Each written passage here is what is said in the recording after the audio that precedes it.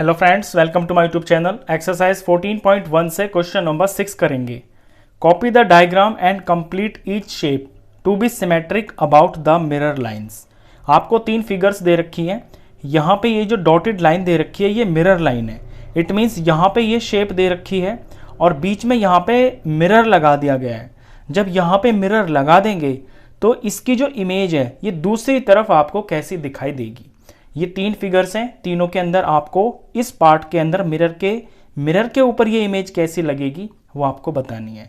तो इसको प्रैक्टिकल करने का सबसे बेस्ट तरीका ये है कि अगर आपके पास कोई मिरर हो तो उस मिरर को आप इस तरह से लगाना। जैसे मैं ये स्केल है, इसे मैं मिरर मान रहा हूँ, तो इस मिरर को आप ऐसे लाइन पे यहाँ लगाना। जब आप मिरर को ऐसे लगाओगे तो ये इमेज इस साइड में ग्लास के ऊपर कैसी दिखेगी वो एग्जैक्ट आपको दिखाई दे जाएगी। तो फर्स्ट पार्ट से हम शुरू करते हैं। फर्स्ट पार्ट के अंदर ये है आपकी मिरर लाइन।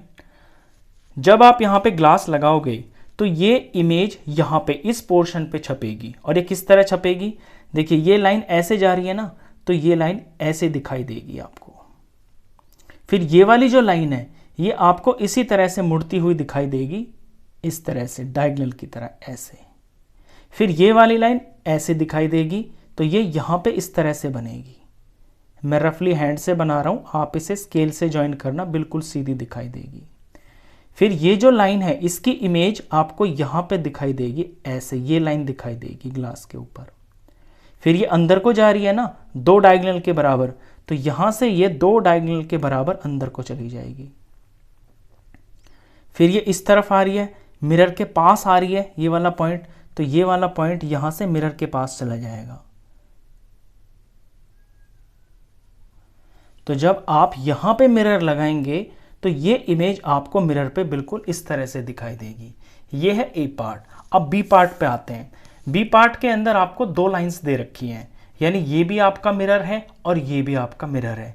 तो जब इस वाले पार्ट को आप यहाँ पे मिरर लगाएंगे यहाँ पे, तो ये कैसा दिखाई देगा।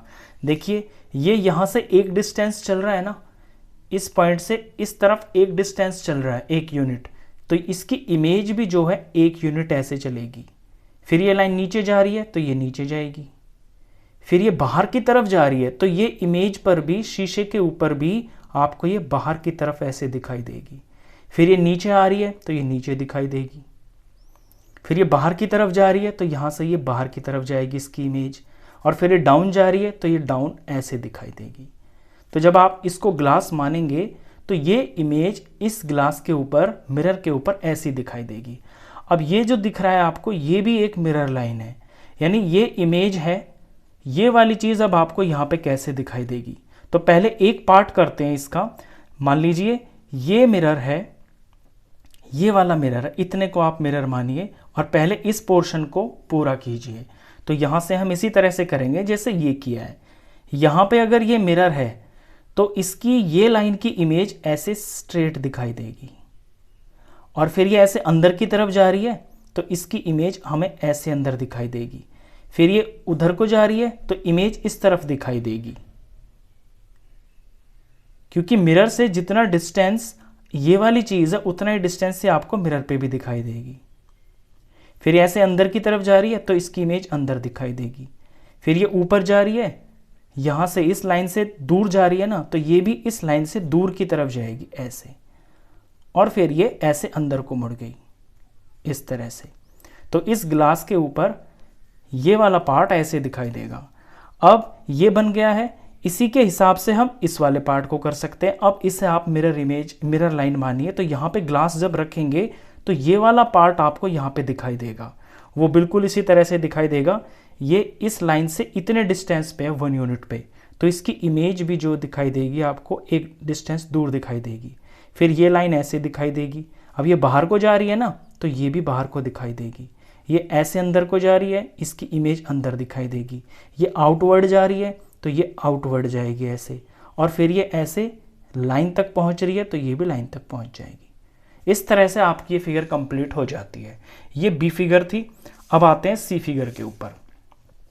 सी फिगर के ऊपर यहाँ दो लाइंस दे रखी हैं, ये दोनों मिरर लाइन है। ये डायग्राम यहाँ पे बना रखा है। तो अगर इसको मिरर लाइन मानते हैं तो इसकी जो इमेज है वो यहाँ पे इस पोर्शन के ऊपर छपेगी। अब ये बन रहा है एक क्वाड्रेंट, ये यहाँ से यहाँ तक एक क्वाड्रेंट है, और क्वाड्रेंट के अंदर ये इस क्वाड्रेंट की ये जो लेंथ है इतने को रेडियस मान के ये कर्व खींचा गया, ये आर्क खींच रखी है।